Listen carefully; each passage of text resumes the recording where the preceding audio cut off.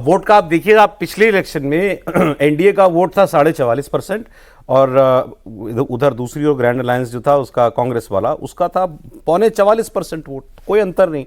BJP और कांग्रेस के vote में भी देख लें अगर, बीजेपी 33.2 और कांग्रेस का 29.7, इसमें भी कोई बहुत ज्यादा अंतर नहीं, मतलब 4-3.5% का 3% का 4% का अंतर था। लेकिन सीटों में जब आप देखते हैं तो एनडीए की सीटें आई 75 और इनकी सीटें आई 50। इस बार आप सब कह रहे हैं कि बीजेपी की तीसरी बार वापसी होने के आसार दिख रहे हैं, और वो भी with a better percentage of vote and seats. ये और ज्यादा हैरानी वाली बात है। नहीं, यहाँ जो आपने शुरू में बात कही ना, लीडर का रोल आता है।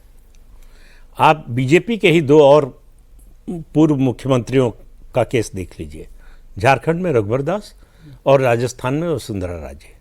दोनों स्ट्रांग लीडर थे, दोनों स्ट्रांग, कमजोर नहीं थे। एडमिनिस्ट्रेशन को लेकर कोई शिकायत नहीं थी, लेकिन पब्लिक से संपर्क, जनता से संपर्क, और दूसरी चीज एरोगेंस।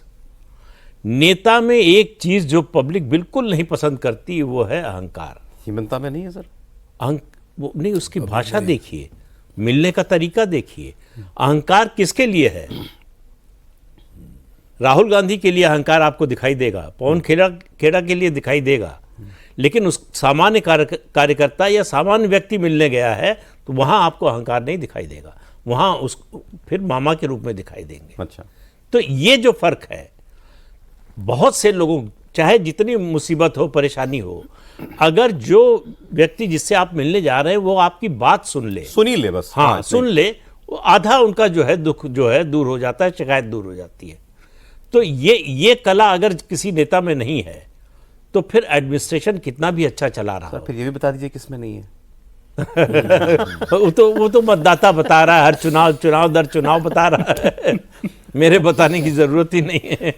तो असम में मतलब आप तीनों की बिल्कुल कुल जमा एक ही राय है कि बीजेपी की वापसी होनी चाहिए, बाकी तो नतीजों में पता चलेगा। केरल की बात कर लेते हैं, वो एक राज्य जहां कांग्रेस पार्टी को उम्मीद है। केरल में क्लोज इलेक्शन बता रहे हैं, पोल्स ने तो क्लोज इलेक्शन ही बताया था। अब आगे देखिए कि यहाँ क्या होता है। यहाँ भी कांग्रेस तीसरे चुनाव में वापसी करने की उम्मीद कर रही है, असम की तरीके से ही। तो कांग्रेस की परिस्थिति यहाँ चुनाव में 10 साल से तो वैसी ही बनी हुई है। इलेक्शन में अगर बात करें तो एलडीएफ का वोट पिछली बार 45.4% था और यूडीएफ का वोट 39.4% था।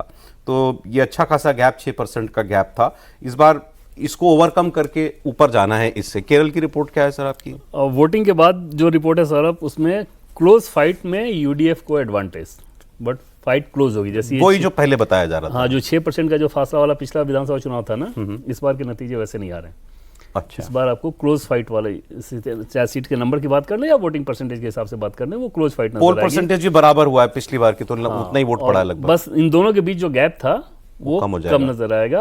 एडवांटेज यूडीएफ का नजर आ रहा है। बीजेपी के हिसाब से अगर बात करें तो बीजेपी 5 सीट पे लगभग मजबूती से लड़ रही है, जिनमें से 2 से 5 के बीच में वो जीतेगी। जैसे एक निमोम जो राजीव चंद्रशेखर वाली सीट है, दूसरा कंचकुट्टम, इसके अलावा पलक्कड़, त्रिशूर, इस तरह से 5 सीटें ऐसी हैं जिसपे बीजेपी ने अपना प्रेजेंस ठीक से जताया है। 2 सीट से 5 सीट के बीच वो जीत जाए। अभी तो एक भी नहीं है बीजेपी की? नहीं। अच्छा, बीजेपी को उम्मीद है कि इस बार डेब्यू हो जाएगा। वो ग्राउंड से जो रिपोर्ट भी यही है कि वो हो जाएगा। और एक और दिलचस्पी आपको बताऊं कि बीजेपी साइड में ये अंडरस्टैंडिंग है कि चुनाव लड़ने के लिहाज से एलडीएफ ज्यादा बेहतर तरीके से चुनाव लड़ी है बनिस्बत यूडीएफ के। तो अच्छा, यूडीएफ की अगर सरकार बनती है तो उसमें ज्यादा रोल जनता का रहेगा, चुनाव लड़ने वालों का नहीं, जो अपनी ताकत आप झोंक रहे हो। ये फोटो फिनिश वाला इतना क्लोज फिनिश वाला चुनाव है, या नतीजों में जब दिखेगा तो उतना अंतर नहीं होगा? क्लोज ही दिखेगा आपको। अच्छा। 4-5 से 7 सीट इस तरह का ही फर्क, बहुत ज्यादा बड़ा फर्क नजर नहीं आएगा अभी तक जो पता चल रहा है उसके साथ। सर केरल? देखिए, मैं तो दूसरा है आज का देख करके मुझे लगता है कि जिस परसेंटेज जो दिख रहा है उसमें, कल तक तो हमने सर्वे में भी, आपके सर्वे में भी आया कि यूडीएफ आ सकता है।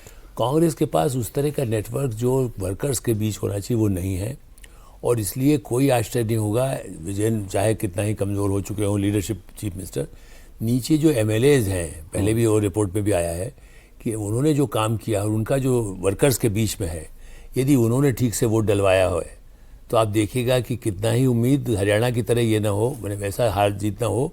ये ठीक है, मैं इतना मान रहा हूँ कि ऐसा है, लेकिन आज मुझे ऐसा लग रहा है कि वो कांग्रेस में चूंकि अंदर इतने झगड़े रहे हैं, और राहुल, प्रियंका, उनके भी अपने हैं, गुट्स अलग हैं, मतलब वो जो एक कम से कम सिस्टम में वोट डालने के लिए, देखिए अरे आप कॉफ़ी तो पी लीजिए, आप चाय तो पी लीजिए, मतलब यदि वो नहीं होता है तो चुनाव में केरल में भी असर पड़ सकता है।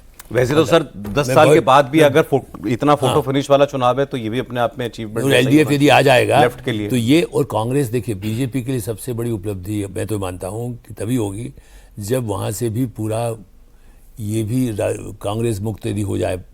बंगाल पूरी तरह हो ही चुका है, लेफ्ट की बात नहीं कर रहा हूँ, कांग्रेस भी, चूंकि बड़ी नाक का सवाल यहाँ है, राहुल और वो क्रिश्चियन हम हैं, अजीत जोगी को हम इसलिए बनाएंगे, हम ऑस्कर फर्नांडिस को इसलिए बनाएंगे, क्रिश्चियन मुस्लिम दो ऐसा वो मानते हैं।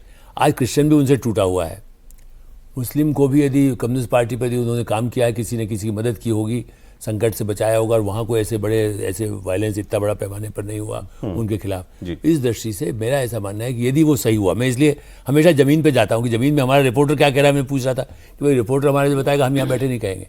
इस लिहाज से कोई आश्चर्य नहीं होगा, कांग्रेस के अपने काम से बाहर परसेप्शन भी जो बन गया, केरल भी एग्रेसिव मोदी जी और इन लोगों कैंपेन किया, तो उनमें जितना 4 सीट आए वहाँ जितना फायदा करे, लेकिन उससे ज़्यादा कांग्रेस को यदि राहुल प्रियंका के गढ़ में यदि हरा देंगे, ये एक देश में अलग मैसेज जाएगा आगे वाले चुनाव के लिए। ऐसे आप देख